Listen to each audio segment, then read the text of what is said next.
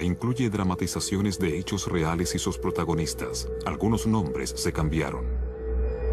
Este programa está orientado a público adulto.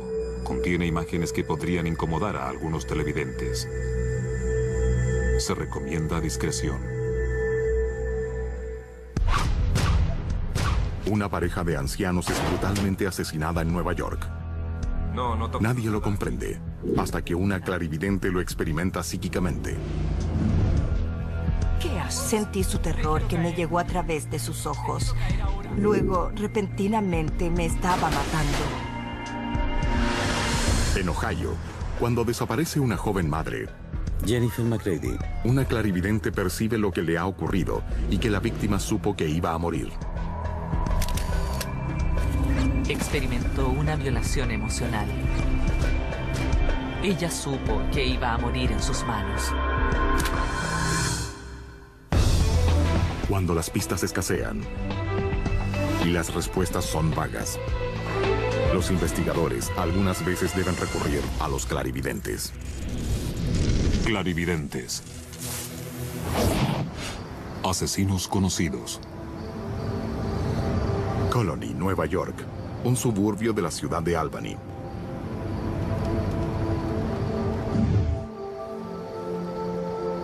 La noche del 15 de mayo de 1986. Este día no pudo haber sido mejor, Marta. Ron y Martha Spencer ponen fin a otra jornada familiar. Que él vaya a la universidad comunitaria. Esta pareja de 72 años ha estado casada por 40 años. Los nietos, por suerte, son muy sensatos. Tienen 2 hijos ya crecidos ¿No lo crees? y disfrutan juntos de su casa en la sala de estar. Ha sido una grata y tranquila velada. Marta llama a su hija respecto a una próxima reunión familiar. Sí. Probemos con mi estofado húngaro. Es exótico. De pronto, Estaría bien. Sí. lo inesperado. ¿Mamá? ¿Qué estás haciendo? Mamá, ¿qué te pasa? Háblame, mamá. Mamá, dime qué pasa. Mamá. Mamá. ¿Qué pasa? Llama a la policía. No lo han encontrado. Suelen desaparecer por razones que nadie conoce. Y después a su hijo. ¿Hola? James, algo le ocurre a la abuela. Algo muy malo. Escucha un disparo. Cálmate. Ve a su casa ahora. Sí. Voy enseguida.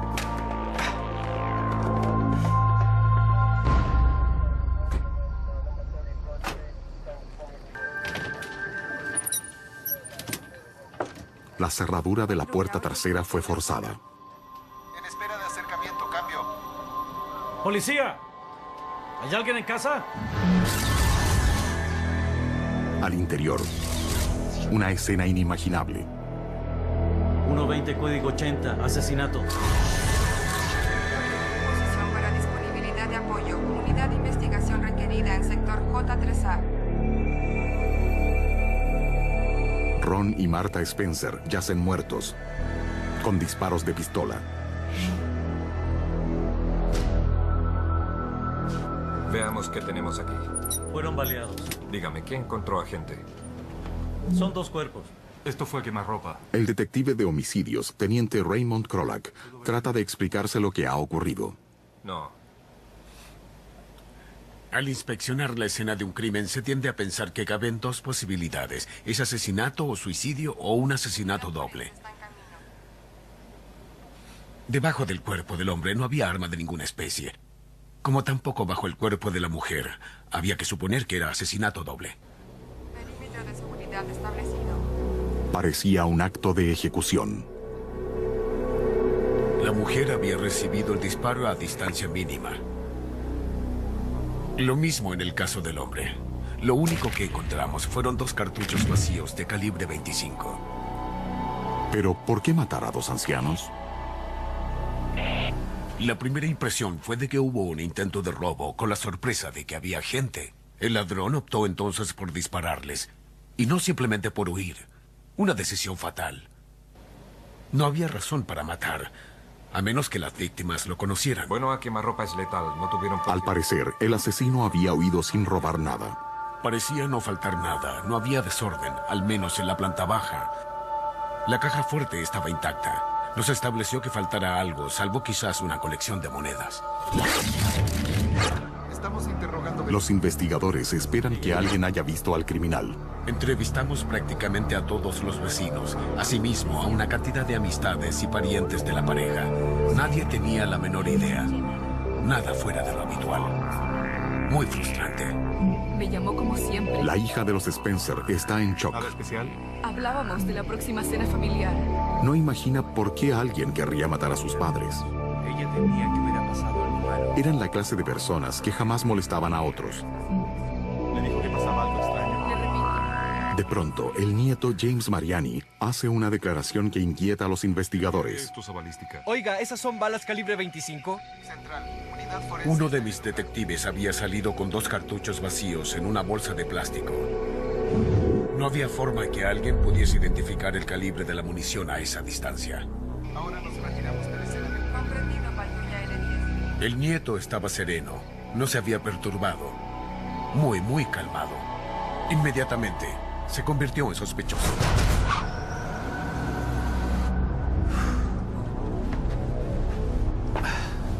Su conducta solo confirma esa impresión.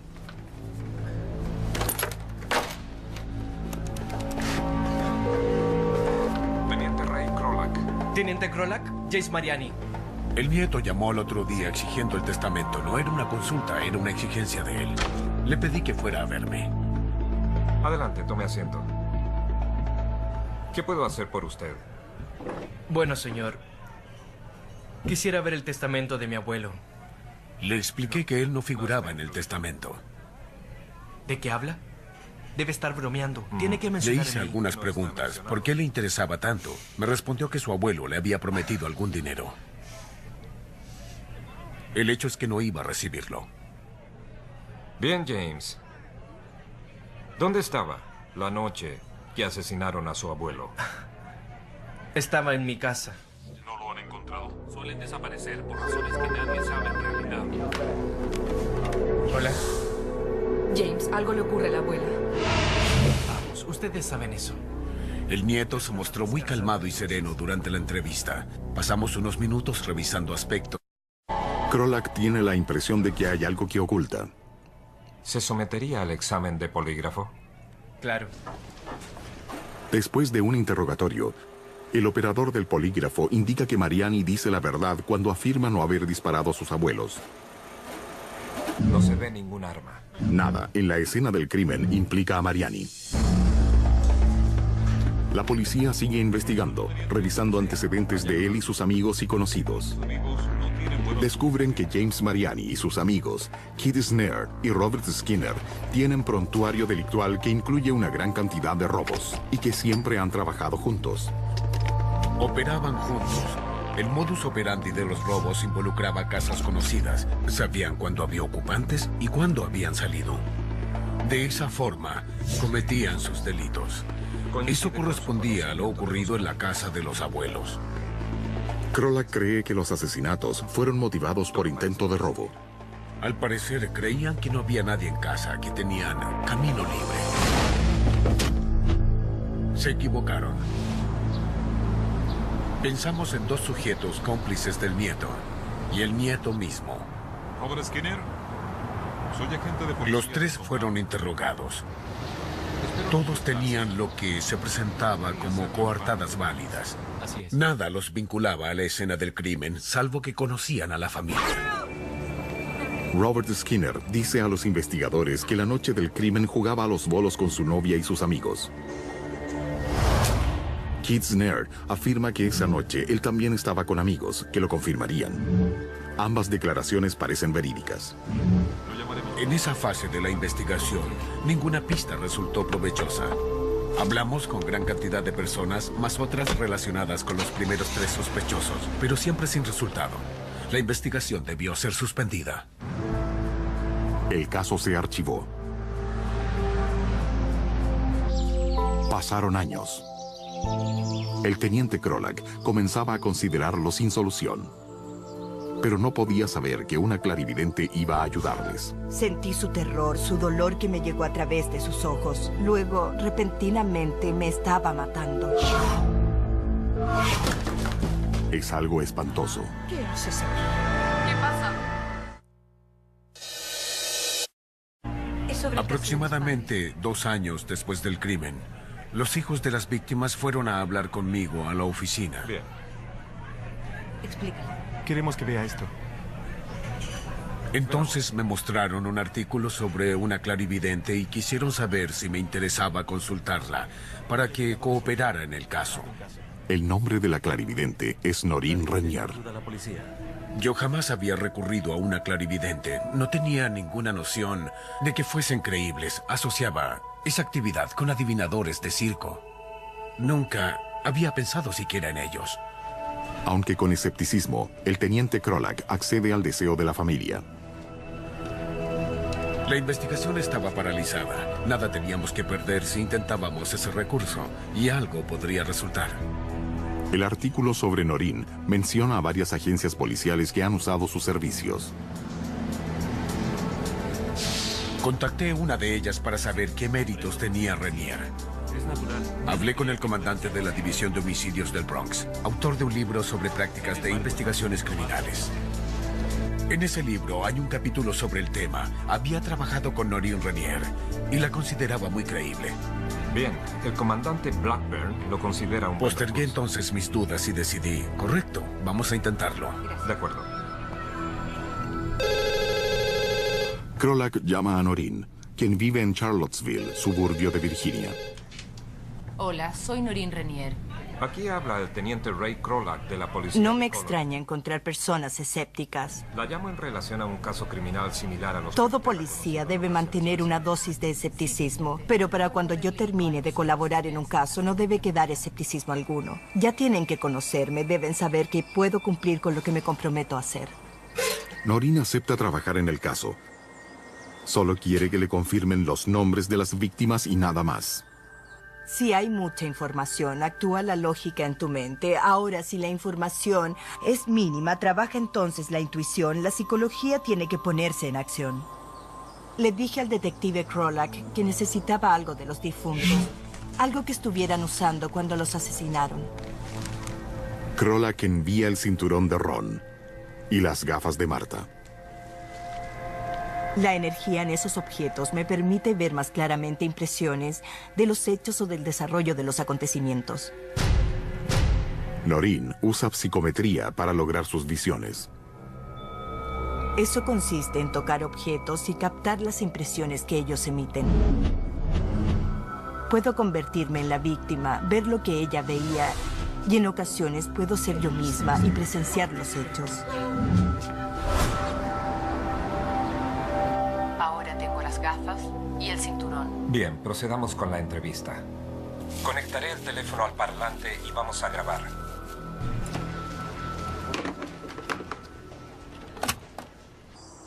Noreen comienza con Marta.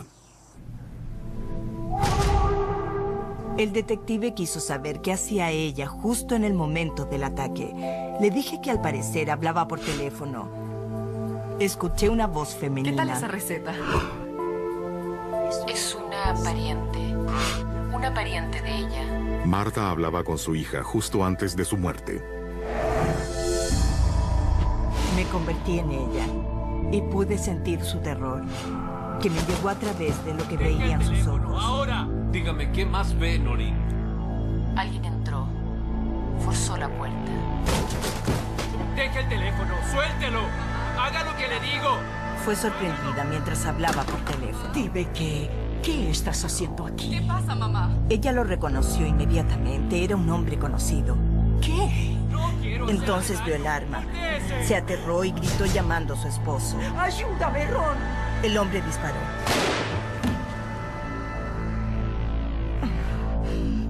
Ella cayó al piso.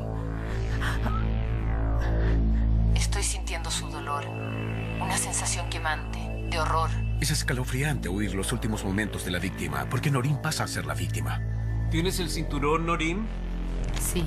Noreen deja de ser Marta y se convierte en Ron. Tómate tu tiempo, no hay prisa.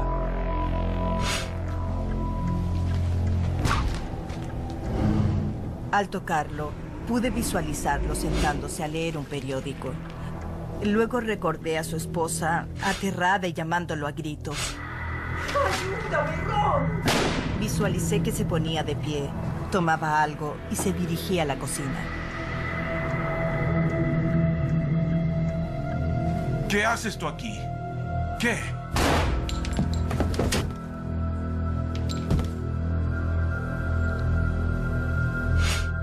El hombre le disparó en el rostro. Lo lamento. A Noreen se le hace difícil continuar. Es muy doloroso porque exige una enorme cantidad de energía en mi mente. Puedo durar 1 hora hasta 1 hora y media como máximo. Es mi límite porque me agota demasiado. Suficiente.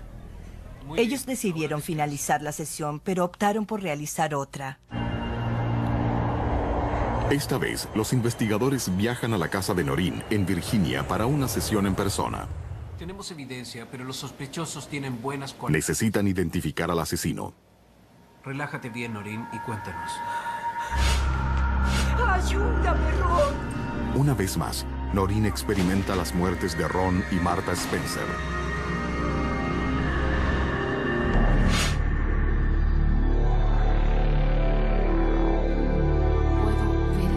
Los detectives me presionaron para saber más sobre los asesinos.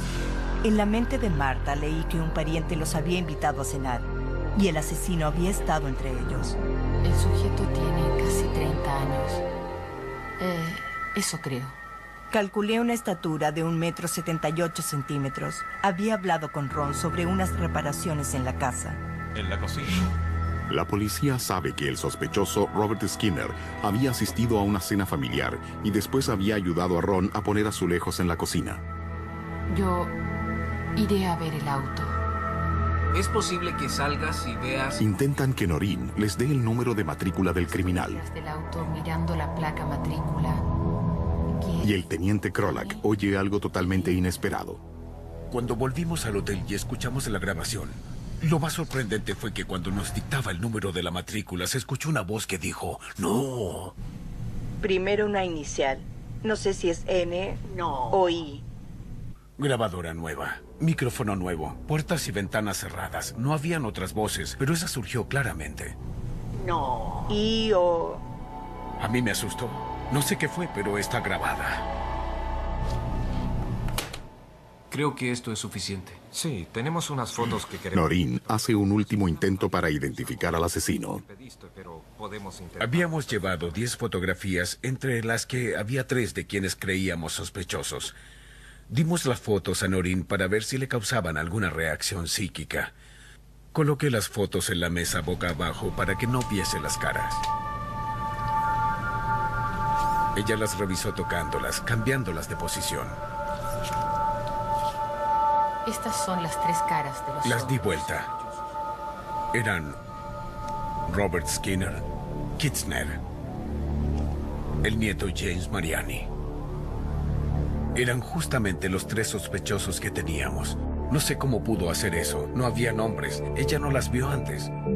Quedé muy impresionado. Fue muy fácil. Tenía que sentir o no energía. Solo me tomó unos segundos elegir las 3 fotografías. Esta foto. Noreen identifica específicamente a Robert Skinner como el sujeto armado. Durante el hecho solo vi a uno, pero supe que había otros involucrados en el crimen. Entonces da al teniente Krolak una información que resulta decisiva. Estábamos terminando una sesión con Noreen y nos disponíamos a retirarnos cuando ella comentó algo que sería de gran importancia, un error en la coartada del asesino. Algo no encajaba. Supe que estábamos sobre la pista. Había que profundizar más. Trabajar en torno a esos 3. Revisan la primera fase de la investigación y advierten una sorprendente omisión respecto a la coartada de Skinner. Oye, Jill, ¿no te quieres ahí, quieres? Esa chica nunca fue entrevistada. Y cuando fue interrogada, se descubrió que ella estuvo en el bowling. Pero con amigas y nunca con él. Eso lo hizo más sospechoso aún. Las autoridades convocan a un gran jurado para oficializar las declaraciones de todos. Durante el procedimiento, encuentran al testigo que necesitaban. Soy el teniente Krolak. Los investigadores hablan con un recluso que tiene conocimiento cabal del crimen. Sé exactamente quién mató al señor y la señora Spencer. El informante había sido invitado a participar por los otros sospechosos. Dice que James Mariani, Robert Skinner y Kate Snare proyectaban robar a los Spencer. Yo tengo esta.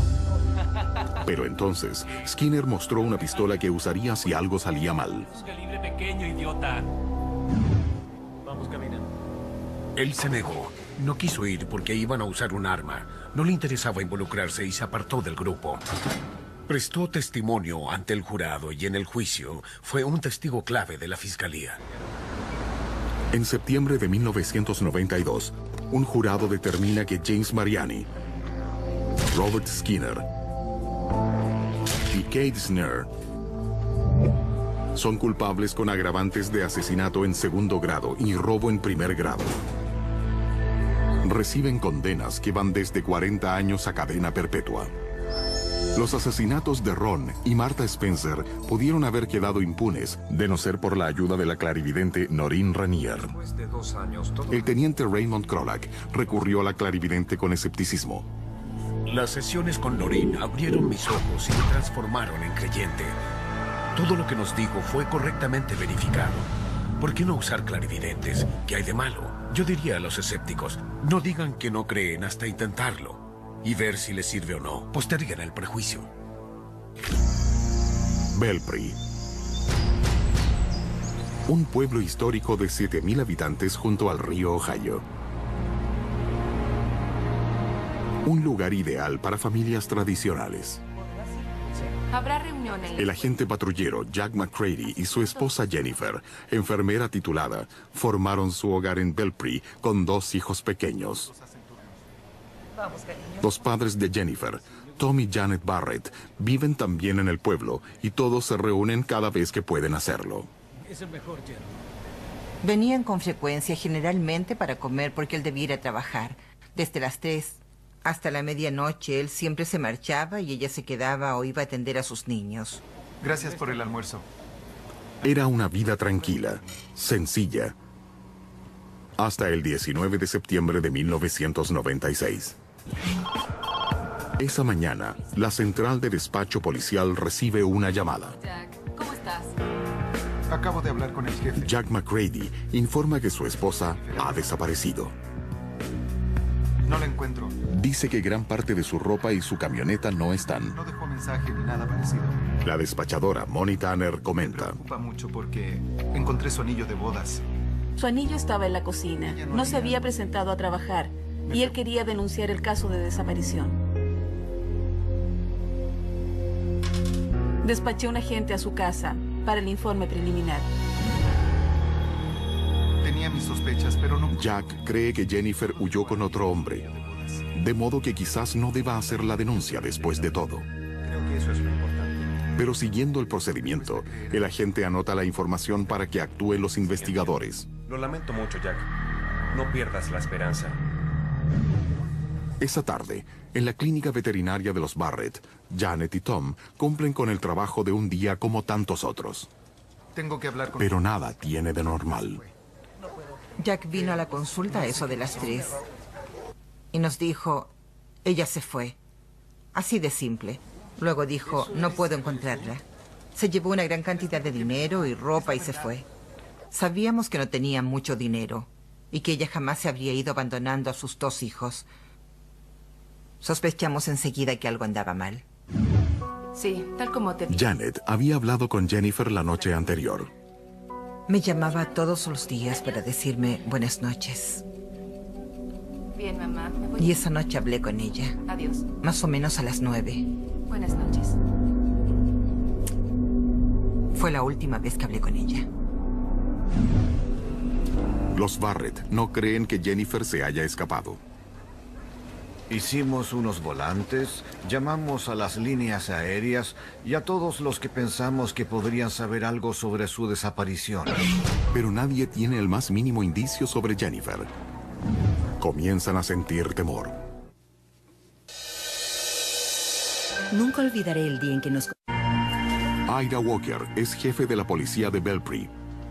Teníamos que determinar posibles disputas o problemas familiares o si había circunstancias que hubiesen causado la huida de Jennifer por voluntad propia o por alguna razón desconocida.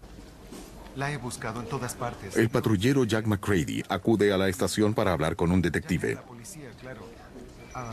Hablé con mi jefe. Admite que el matrimonio estaba en crisis y dice creer que Jennifer ya no regresará más. Eso no es ser muy Yo trabajo hasta tarde. Su seguridad sorprende al sargento detective Dave Garvey. Bueno, si se fue con alguien, tarde o temprano tendría que volver. Quizás por la propiedad de la casa, parte de sus ahorros, llevarse a sus niños o para visitarlos. Él me estaba diciendo, no regresará ya. Y los niños son míos. Me pareció que todo eso era extraño. Demasiado extraño. ¿Observaste algo inusual? Además, el relato de Jack parece ensayado. En su declaración de los hechos iba A, B, C, D, E, F, G hasta el final. ¿En qué momento te diste cuenta que te había abandonado? Cuando intenté que Jack volviera al momento crucial, insistió en regresar a otro punto. Generalmente, si una persona inventa algo y lo ha ensayado una y otra vez, le resulta difícil regresar al principio. Me refiero a Jack le costaba mucho. También es difícil creer que un colega policía haría daño a su esposa, como lo señala el teniente detective del condado, Jeffrey Sievers. Todos lo conocíamos. La mayoría de nosotros éramos amigos de la familia de Jack y muchos asistimos a su boda. Aunque no hay pruebas, Tom y Janet Barrett sospechan que Jack hizo algo a Jennifer. Pero es policía y tiene a los niños. Jack, ven, siéntate. Jack venía a cenar y jugaba con los niños. Nosotros no sabíamos qué actitud tomar. Sí. Realmente no le podíamos decir nada porque no sabíamos qué les haría a los niños o a nosotros. No, nada. Manteniéndose amistosos, podrían ayudar a Garvey a descubrir la verdad. Si Jack llegaba a tener alguna señal de que estaba bajo observación, lo probable es que se aislara de Tom y de Janet. Tuve que repetirle a Tom continuamente, no te disgustes con él, no lo provoques, no le digas que sospechas que algo ocurrió. Trata de mantenerlo engañado. Al difundirse la noticia, se presentan posibles testigos. Un amigo de la familia vio el vehículo de los McCready en la mañana que Jennifer supuestamente desapareció. Su impresión fue que Jennifer conducía el vehículo. Eso le pareció extraño porque ella siempre conducía lentamente, pero esta vez iba veloz. No saludó al pasar y aceleró algo más. Luego, 2 días después de la denuncia de la desaparición, la policía encuentra el vehículo de Jennifer en un aparcamiento. Llaman a Jack para abrir el auto.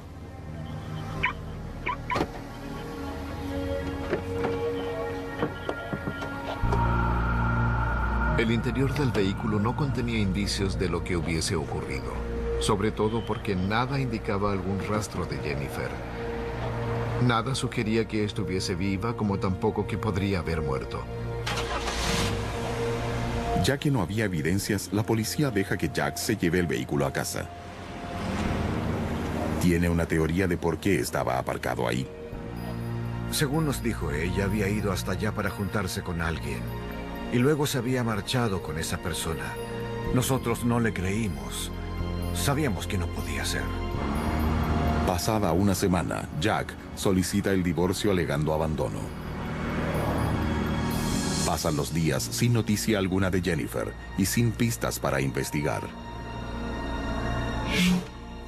Entonces, la despachadora policial Monty Tanner recuerda a una clarividente que había conocido en Pittsburgh, llamada Georgia Rudolph. Me pareció interesante ver si yo podía servir en algo. Pensé, voy a intentarlo, y no dudé en llamarla. Hola. Hola, Moni. Ella me informó que había una persona desaparecida en su pueblo y que se llamaba Jennifer. Es todo lo que Georgia necesita escuchar. Ella ya conoce el resto. Me sentí enferma. Trasladamos al Puedo decir de inmediato si una persona pasa por lo que yo llamo la dimensión vibracional de la situación, porque la vibración física es diferente a la vibración espiritual. Todas las vibraciones son diferentes en los distintos planos. Si percibo a una persona que está viva, la vibración entonces es física. Pero si es una persona que está muerta, su vibración es espiritual. Entiendo. Sepultura baja. Me dijo que Jennifer había sido baleada, que yacía en una sepultura cavada cerca de la carretera, envuelta en algo blanco y rosado. Moni pasa la información al sargento detective Dave Garvey. Moni pensó que yo avanzaría mucho si hablaba directamente con Georgia y que probablemente me diría algo más. Eso no interesará al fiscal. Supongo que soy de la vieja escuela. Me atengo a los procedimientos establecidos. Está bien, Solo llámala. Está bien. Jamás pensé en llamar a una clarividente, ni en este caso ni en ningún otro. ¿Hola? Cuando Moni se fue, me puse a reflexionar detenidamente. Pensé que no habría daño alguno en llamar a Georgia. Le dije, fue asesinada. Y luego agregué, recibió un balazo en la nuca. Entonces él preguntó, ¿sabe usted quién la mató? Y yo le respondí, el hombre que buscan, por su físico, tiene apariencia de leñador, musculoso, corpulento.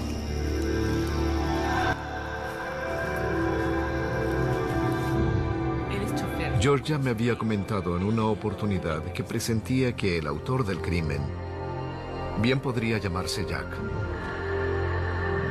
Le dije, este hombre se gana la vida al volante de un vehículo. Él preguntó, ¿quizás un camionero? Le dije, no. Él insistió, ¿vendedor viajero? Y yo le dije, no. Escuche. Resulta terrible enterarse. Le pregunté al sargento, ¿está seguro que quiere saberlo? Él respondió, sí. Le dije, es un policía. Y él exclamó, bingo. ¿Puede resumir todo lo La visión de Georgia coincide con las sospechas de Garvey. Georgia, conectaré el parlante para que nuestro jefe pueda oírte. ¿Está bien? Gracias. Bien, Georgia, adelante. ¿Qué es lo que tienes? Garvey y el jefe Ira Walker la ponen a prueba preguntando dónde está el cadáver. ¿Puede hacerlo? Algo les puedo mencionar. Y Georgia, a 250 kilómetros de Belpre, Ohio, les da detalles. Lo que tienen que hacer es usar la carretera principal más próxima a su pueblo. Él me dijo, eso sería la ruta 7, y yo añadí, deben dirigirse al sur.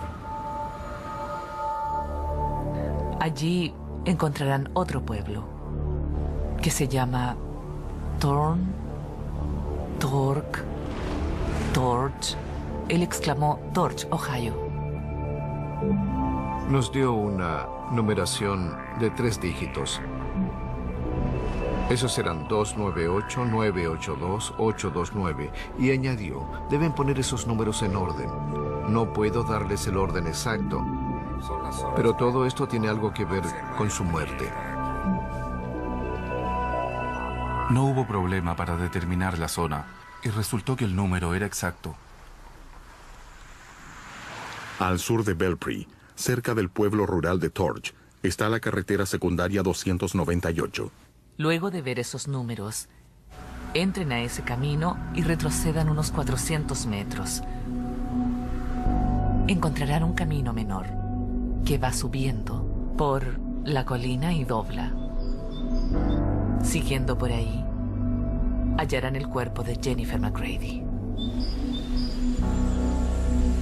Georgia también nos había informado que la encontraríamos vestida con ropas de color rosado y envuelta en una manta de color azul. Gracias. El contacto con Jennifer deja a Georgia exhausta. No creo haber experimentado antes la sensación que me produjo este caso cuando contacté a Jennifer debido a la violación que esa joven soportó antes de morir. Fue una violación emocional al saber que su esposo iba a matarla. Sabía que iba a morir en sus manos. Deben haber sido los momentos más terribles de su vida.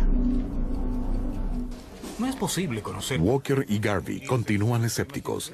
Sin embargo, mi posición respecto a clarividentes es que no creo en ellos.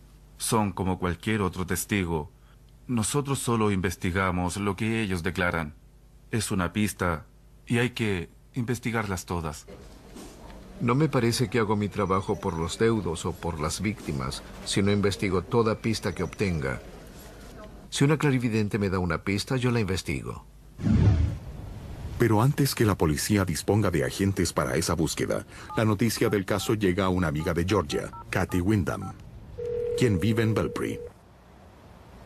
¿Qué tal, Georgia? Cuando Kathy llama, Georgia le menciona su visualización. Estaba preguntando si sabías algo de la mujer desaparecida. Esto es muy extraño. Kathy me dijo, iré a buscar ese lugar. Y yo le respondí, no vayas. Insistí, no es bueno que busques ese camino, créeme. Pero Kathy va de todas maneras, siguiendo las indicaciones de Georgia. Al sur de Belpre, hacia Torch, entrando a la ruta 298 y a un largo camino de grava donde se encuentra una curva. Cuando está por hacer el último giro, lo ve. El patrullero de caminos Jack McCready.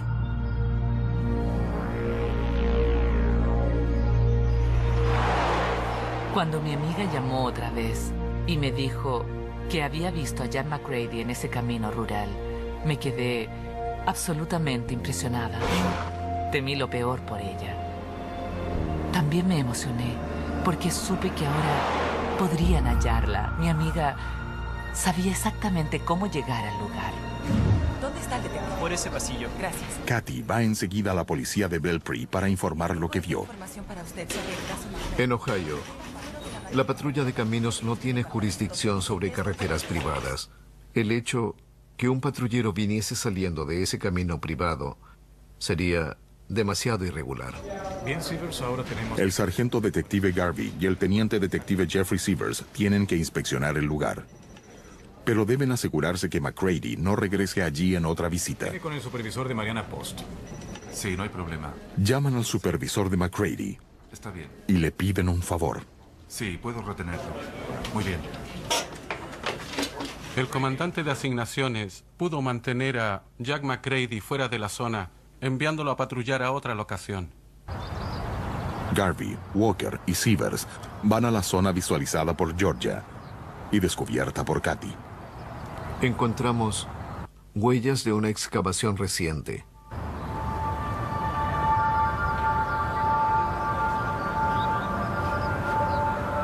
Después de remover la tierra algunos centímetros, hallamos una bolsa con cierre de nylon azul.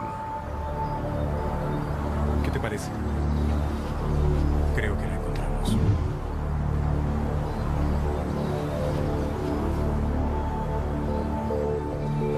Sacamos la bolsa de la sepultura. La abrimos. Ocultaba a una mujer blanca, con pijama rosado y blanco, y con una bolsa plástica en la cabeza. Le quitamos la bolsa de la cabeza y vimos que le habían disparado tras una oreja. Así fue como descubrimos el cadáver de Jennifer McCready.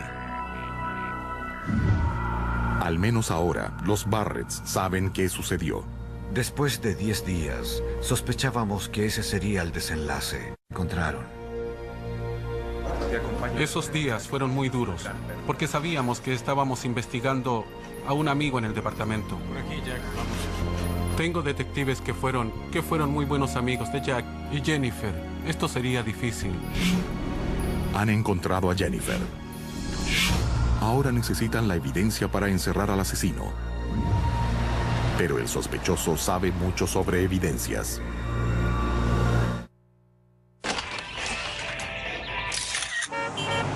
Tía consigue una orden para revisar la casa de McCready mientras este se encuentra trabajando.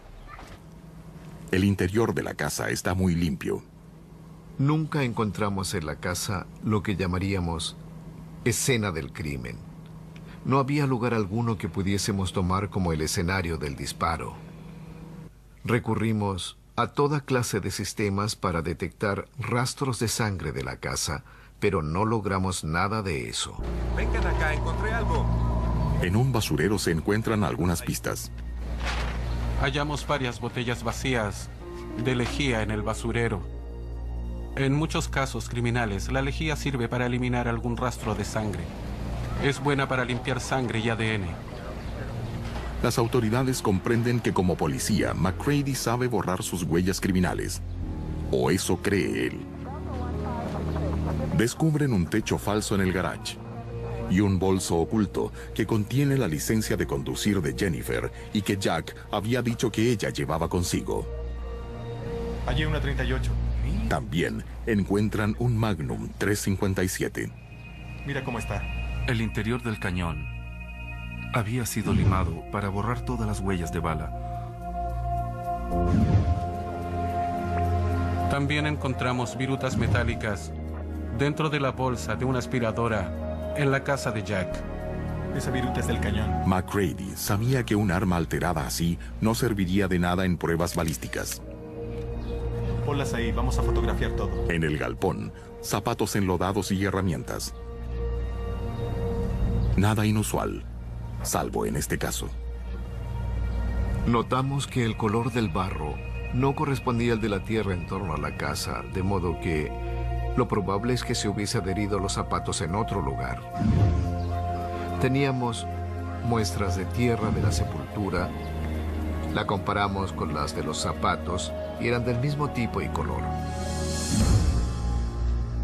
En menos de 2 semanas después de denunciar la desaparición, Jack McCready es arrestado por el asesinato de su esposa Jennifer. Se acabó, Jack. Encontramos el cuerpo. Esperamos unos segundos. Entonces aguardamos que Jack preguntara dónde, pero él nunca lo hizo, tal vez porque presintió que ya no tenía objeto. Tampoco preguntó cómo la mataron ni por qué la mataron. Fue como una admisión de culpabilidad. Oye, ¿quieres hablar con la abuela? Toma. Aunque hay sentimientos de pesar ante la muerte de una persona, también hay paz y calma. Y gratitud por haber dado a sus inconsolables seres queridos una respuesta que ellos necesitaban. Una respuesta que ellos ya presentían. Porque no creo que exista en este mundo algo peor que la desaparición de quien amas, de verdad, para jamás saber qué pudo sucederle. Por eso hago lo que hago. Nunca existió razón para creer en clarividentes. Yo pensaba que eran personas que inventaban cosas, que muchos aceptaban cuando encontraban apropiada la respuesta. Pero estoy convencida que les dijo dónde encontrar el cuerpo de Jennifer.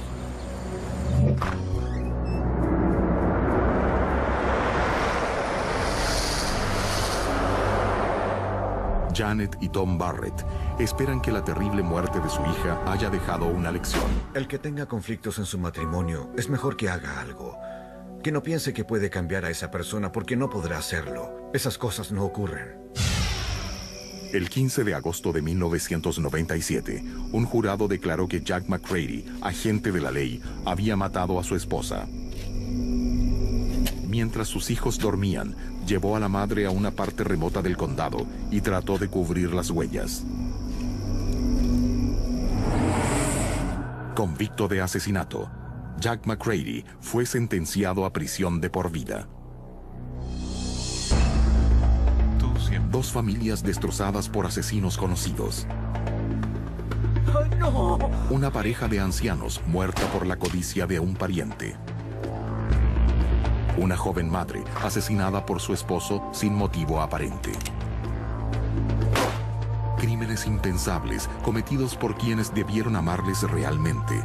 Solucionados por policías abnegados y 2 grandes clarividentes. Eso es todo lo que puedo ver.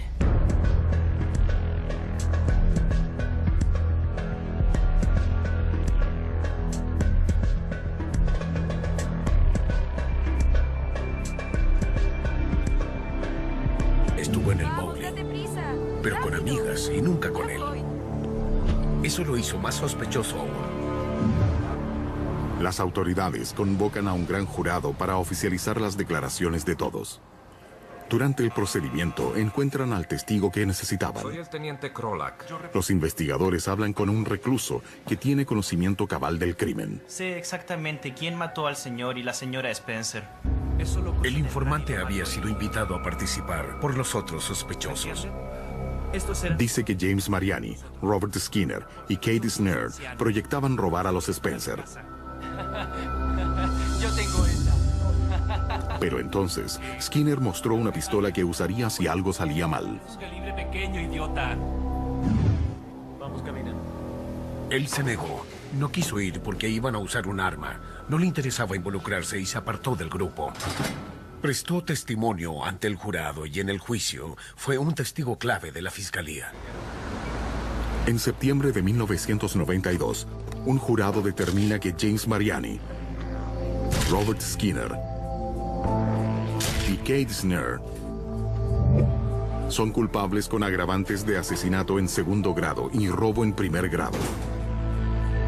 Reciben condenas que van desde 40 años a cadena perpetua.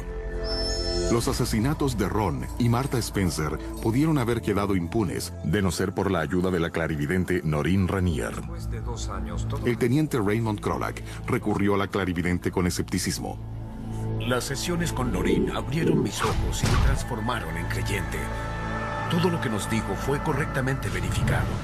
¿Por qué no usar clarividentes? ¿Qué hay de malo? Yo diría a los escépticos, no digan que no creen hasta intentarlo y ver si les sirve o no. Posterguen el prejuicio.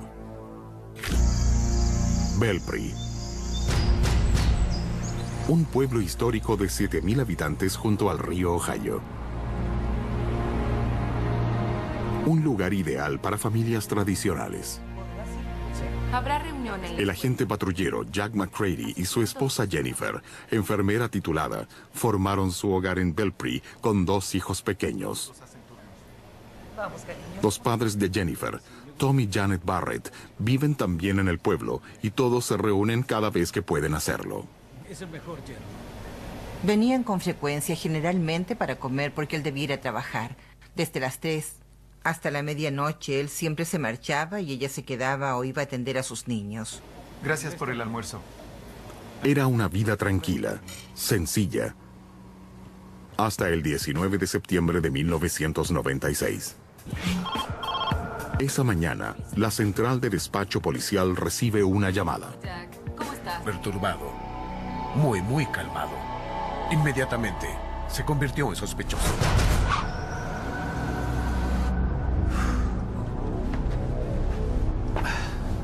Su conducta solo confirma esa impresión.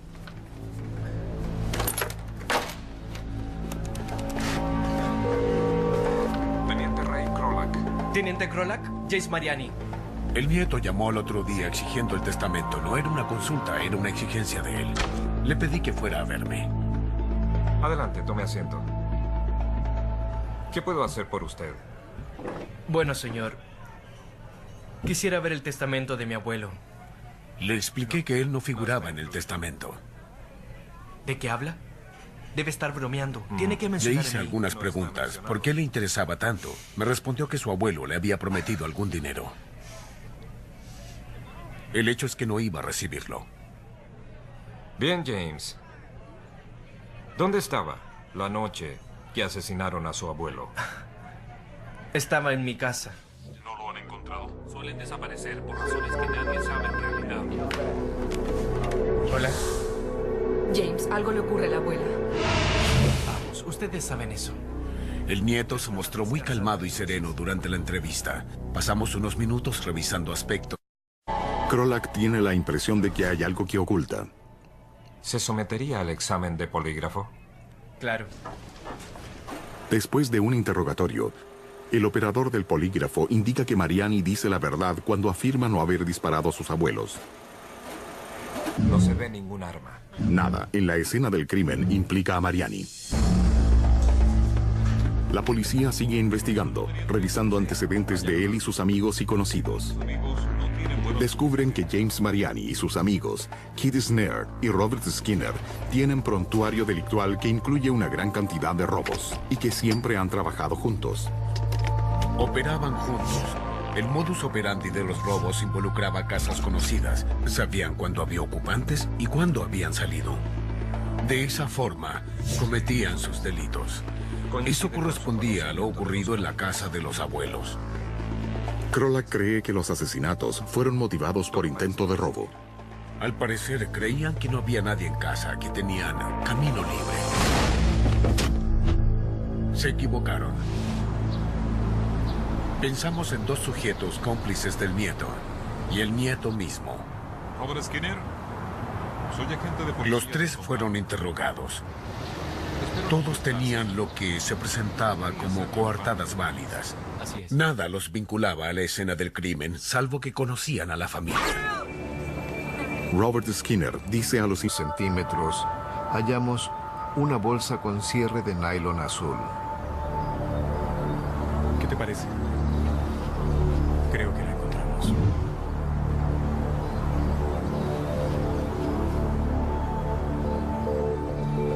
Sacamos la bolsa de la sepultura. La abrimos. Ocultaba a una mujer blanca, con pijama rosado y blanco, y con una bolsa plástica en la cabeza. Le quitamos la bolsa de la cabeza y vimos que le habían disparado tras una oreja. Así fue como descubrimos el cadáver de Jennifer McCready. Al menos ahora, los Barretts saben qué sucedió. Después de 10 días, sospechábamos que ese sería el desenlace. Encontraron. Esos días fueron muy duros, porque sabíamos que estábamos investigando a un amigo en el departamento. Por aquí, Jack, vamos. Tengo detectives que fueron muy buenos amigos de Jack y Jennifer. Esto sería difícil. Han encontrado a Jennifer. Ahora necesitan la evidencia para encerrar al asesino. Pero el sospechoso sabe mucho sobre evidencias.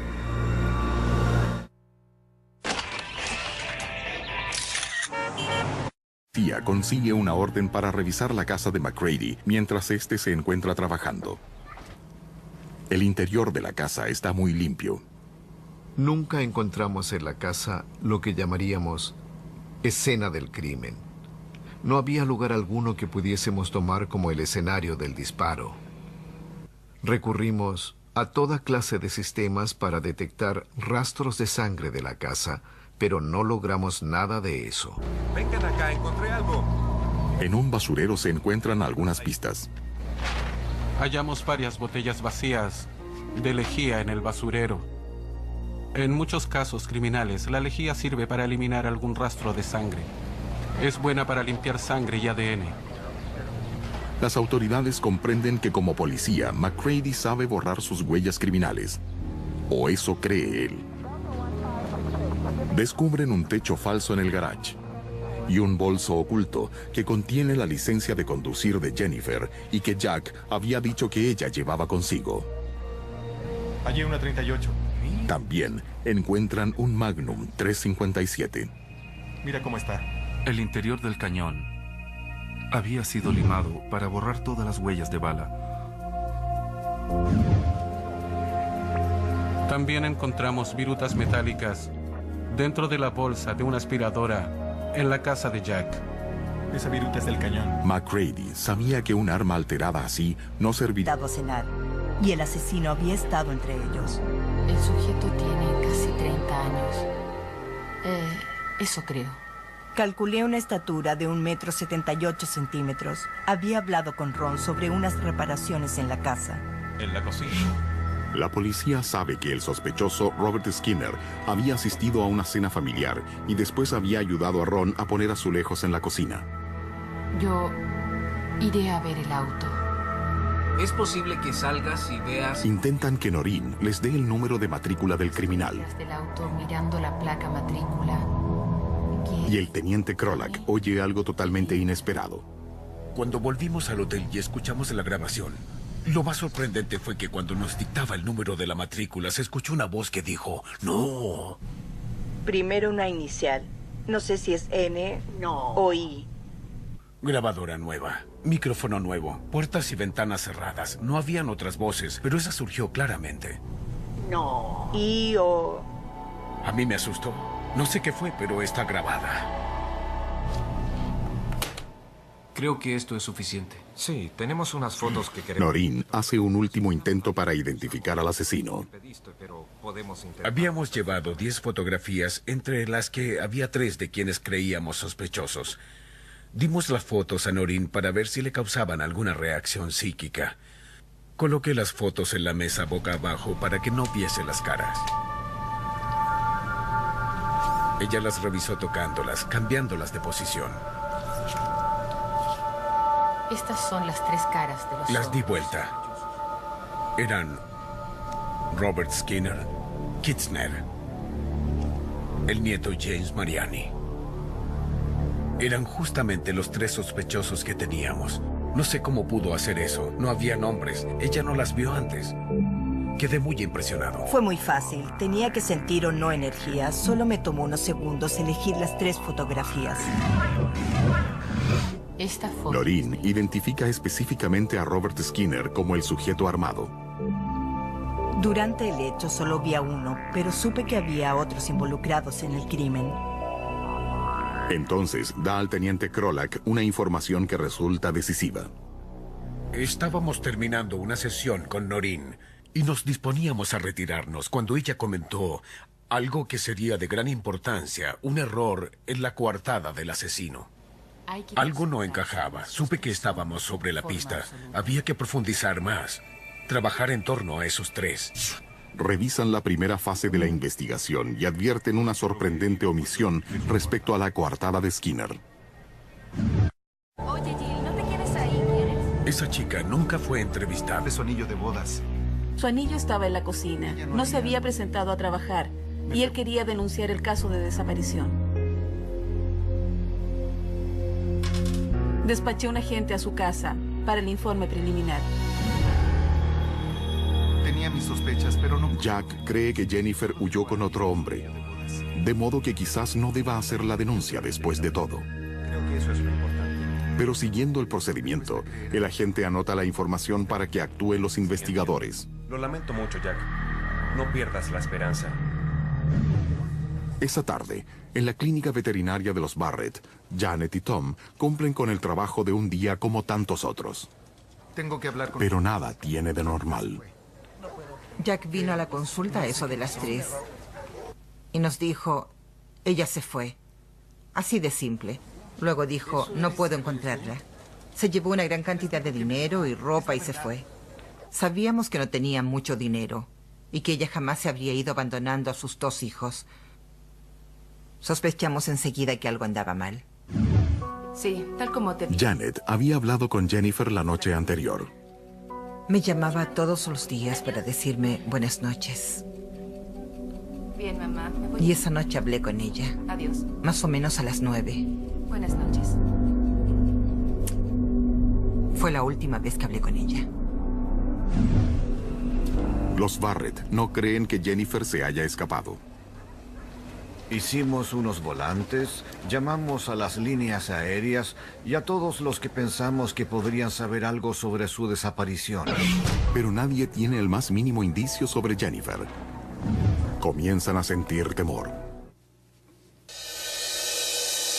Nunca olvidaré el día en que nos... Ida Walker es jefe de la policía de Belpre. Teníamos que determinar posibles disputas o problemas familiares o si había circunstancias que hubiesen causado la huida de Jennifer por voluntad propia o por alguna razón desconocida. La he buscado en todas partes. El patrullero Jack McCready acude a la estación para hablar con un detective. La policía, claro. Hablé con mi jefe y... Admite que el matrimonio estaba en crisis y dice creer que Jennifer ya no regresará más. Eso no es ser muy Yo trabajo hasta tarde. Su seguridad sorprende al sargento detective Dave Garvey. Bueno, si se fue con alguien, tarde o temprano tendría que volver. Quizás por la propiedad de la casa, parte de sus ahorros, llevarse a sus niños o para visitarlos. Él me estaba diciendo, no regresará ya. Y los niños son míos. Me pareció que todo eso era extraño. Demasiado extraño. ¿Observaste algo inusual? Además, el relato de Jack parece ensayado. Al principio. Me refiero A Jack le costaba mucho. También es difícil creer que un colega policía haría daño a su esposa, como lo señala el teniente detective del condado, Jeffrey Severs. Todos lo conocíamos. La mayoría de nosotros éramos amigos de la familia de Jack y muchos asistimos a su boda. Aunque no hay pruebas, Tom y Janet Barrett sospechan que Jack hizo algo a Jennifer. Pero es policía y tiene a los niños. Ven, siéntate. Jack venía a cenar y jugaba con los niños. Nosotros no sabíamos qué actitud tomar. Sí. Realmente no le podíamos decir nada porque no sabíamos qué les haría a los niños o a nosotros. No, nada. Manteniéndose amistosos, podrían ayudar a Garvey a descubrir la verdad. Si Jack llegaba a tener alguna señal de que estaba bajo observación, lo probable es que se aislara de Tom y de Janet. Tuve que repetirle a Tom continuamente, no te disgustes con él, no lo provoques, no le digas que sospechas que algo ocurrió. Trata de mantenerlo engañado. Al difundirse la noticia, se presentan posibles testigos. Un amigo de la familia vio el vehículo de los McCready en la mañana que Jennifer supuestamente desapareció. Su impresión fue que Jennifer conducía el vehículo. Eso le pareció extraño porque ella siempre conducía lentamente, pero esta vez iba veloz. No saludó al pasar y aceleró algo más. Luego, 2 días después de la denuncia de la desaparición, la policía encuentra el vehículo de Jennifer en un aparcamiento. Pregunta despacho otra vez. Llaman a Jack para abrir el auto.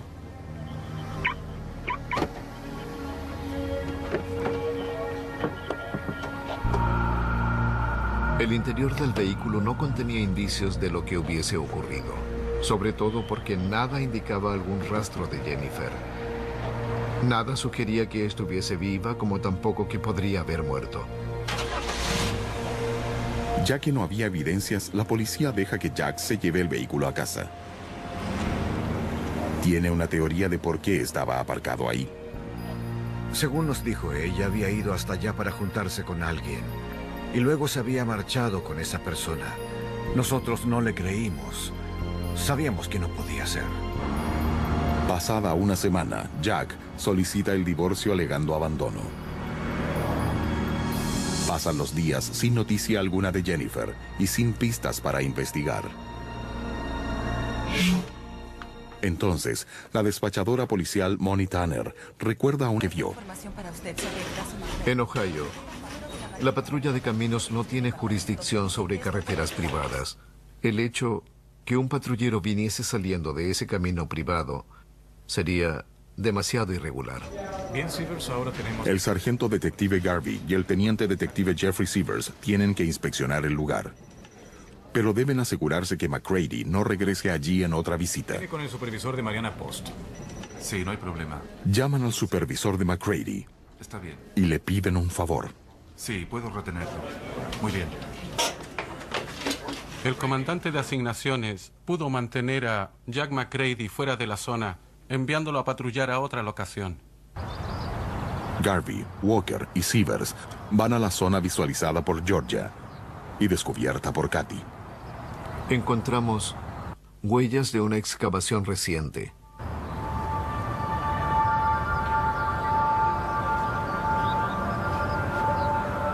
Después de remover la tierra algunos centímetros, hallamos una bolsa con cierre de nylon azul. ¿Qué te parece? Creo que la encontramos.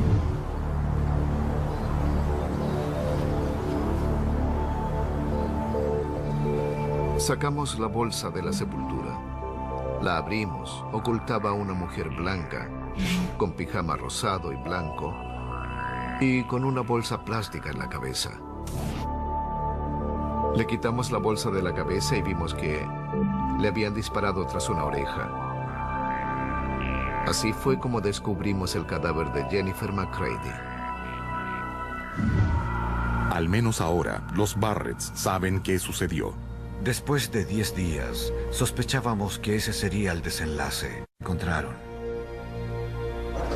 Esos días fueron muy duros, porque sabíamos que estábamos investigando a un amigo en el departamento. Por aquí, Jack, vamos. Tengo detectives que fueron muy buenos amigos de Jack y Jennifer. Esto sería difícil. Han encontrado a Jennifer. Ahora necesitan la evidencia para encerrar al asesino. Pero el sospechoso sabe mucho sobre evidencias.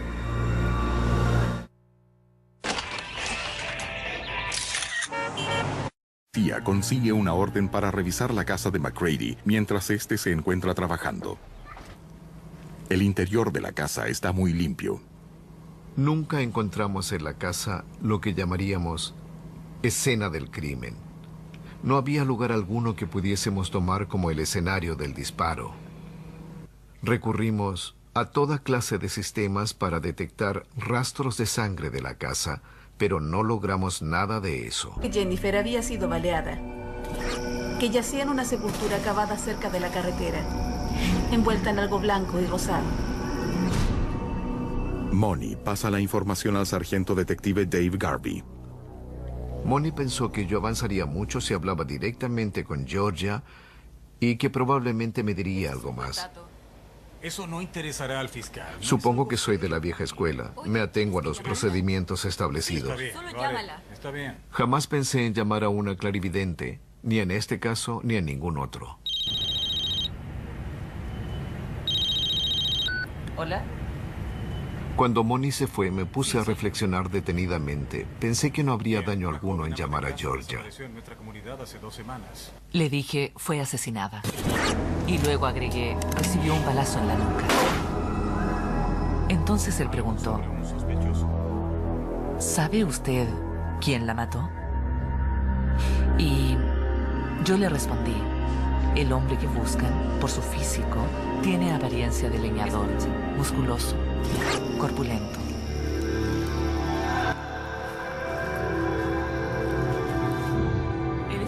Georgia me había comentado en una oportunidad que presentía que el autor del crimen bien podría llamarse Jack. Le dije, este hombre se gana la vida al volante de un vehículo. Él preguntó, ¿quizás un camionero? Le dije, no. Él insistió, ¿vendedor viajero? Y yo le dije, no. Escuche. Resulta terrible enterarse. Le pregunté al sargento, ¿está seguro que quiere saberlo? Él respondió, sí. Le dije, es un policía. Y él exclamó, bingo. ¿Puede resumir todo lo La visión de Georgia coincide con las sospechas de Garvey. Georgia, conectaré el parlante para que nuestro jefe pueda oírte. ¿Está bien? Gracias. Bien, Georgia, adelante. ¿Qué es lo que tienes? Garvey y el jefe Ira Walker la ponen a prueba preguntando dónde está el cadáver. ¿Puede hacerlo? Algo les puedo mencionar. Y Georgia, a 250 kilómetros de Belpre, Ohio, les da detalles. Lo que tienen que hacer es usar la carretera principal más próxima a su pueblo. Él me dijo, eso sería la ruta 7, y yo añadí, deben dirigirse al sur. Allí encontrarán otro pueblo, que se llama Torch. Él exclamó, Torch, Ohio. Nos dio una numeración de 3 dígitos. Esos eran 298, 982, 829. Y añadió, deben poner esos números en orden. No puedo darles el orden exacto. Bueno, a quemarropa es letal. No tuvieron... Al parecer, el asesino había huido sin robar nada. Parecía no faltar nada. No había desorden, al menos en la planta baja. La caja fuerte estaba intacta. No se estableció que faltara algo, salvo quizás una colección de monedas. Los investigadores esperan que alguien haya visto al criminal. Entrevistamos prácticamente a todos los vecinos, asimismo a una cantidad de amistades y parientes de la pareja. Nadie tenía la menor idea. Nada fuera de lo habitual. Muy frustrante. Me llamó como siempre. La hija de los Spencer está en shock. ¿Nada especial? Hablábamos de la próxima cena familiar. No imagina por qué alguien querría matar a sus padres. Ella temía que hubiera pasado algo malo. Eran la clase de personas que jamás molestaban a otros. Le dijo que pasaba algo extraño. Le repito. De pronto, el nieto James Mariani hace una declaración que inquieta a los investigadores. Oiga, ¿esas son balas calibre 25? Uno de mis detectives había salido con 2 cartuchos vacíos en una bolsa de plástico. No había forma que alguien pudiese identificar el calibre de la munición a esa distancia. Ahora nos retiramos de la escena. Comprendido, patrulla L10. El nieto estaba sereno, no se había perturbado. Muy calmado. Inmediatamente se convirtió en sospechoso.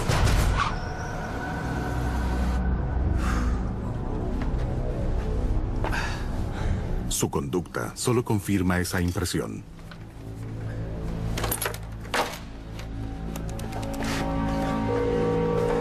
Teniente Ray Krolak. Teniente Krolak, James Mariani.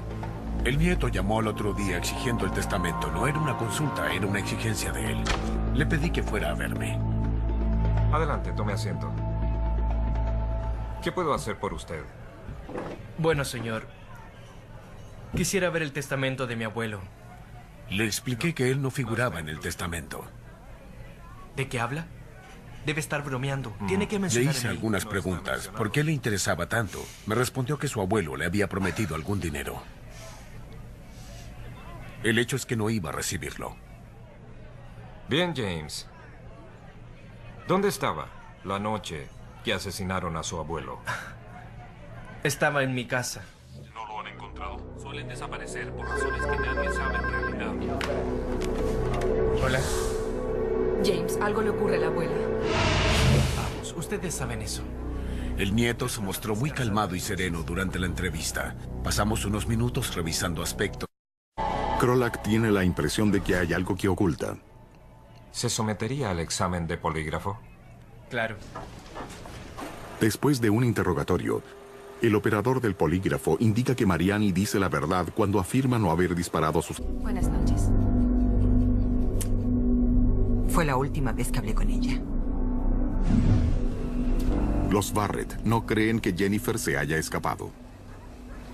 Hicimos unos volantes, llamamos a las líneas aéreas y a todos los que pensamos que podrían saber algo sobre su desaparición. Pero nadie tiene el más mínimo indicio sobre Jennifer. Comienzan a sentir temor. Nunca olvidaré el día en que nos... Ida Walker es jefe de la policía de Belpre. Teníamos que determinar posibles disputas o problemas familiares o si había circunstancias que hubiesen causado la huida de Jennifer por voluntad propia o por alguna razón desconocida. La he buscado en todas partes. El patrullero Jack McCready acude a la estación para hablar con un detective. La policía, claro. Hablé con mi jefe y... Admite que el matrimonio estaba en crisis y dice creer que Jennifer ya no regresará más. Eso no es ser muy Yo trabajo hasta tarde. Su seguridad sorprende al sargento detective Dave Garvey.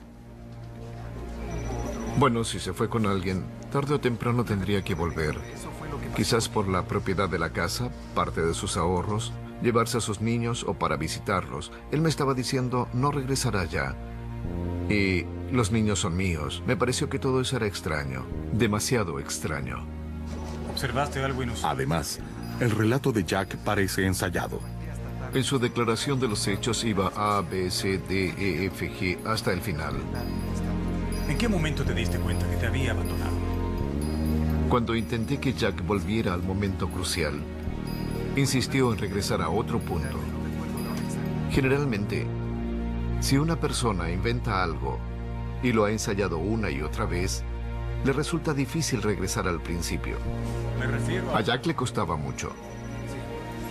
También es difícil creer que un colega policía haría daño a su esposa, como lo señala el teniente detective del condado, Jeffrey Sievers.